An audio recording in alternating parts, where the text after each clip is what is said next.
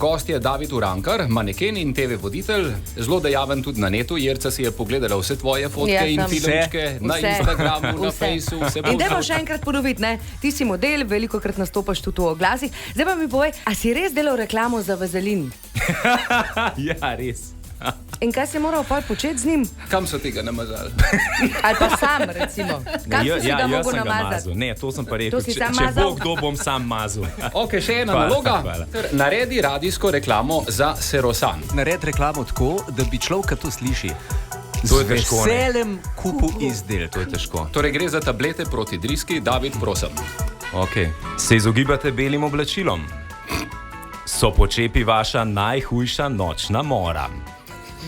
Ste se že zdavnaj poslovili od poskokov?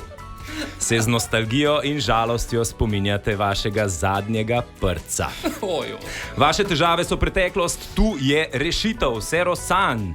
Če pokličete v naslednji minuti, pa prejmete še Serosan Forte za brezskrbne poskočne poletne dni.